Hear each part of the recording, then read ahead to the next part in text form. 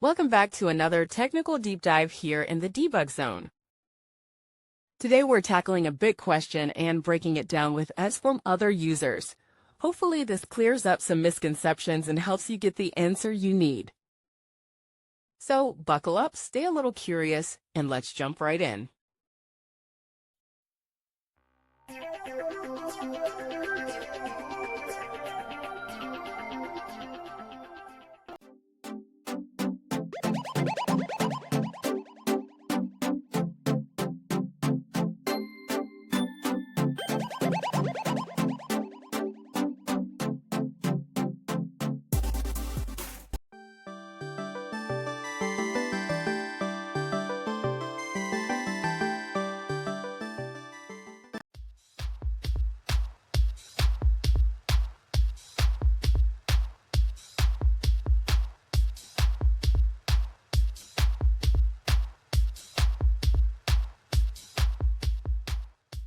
And that's a wrap.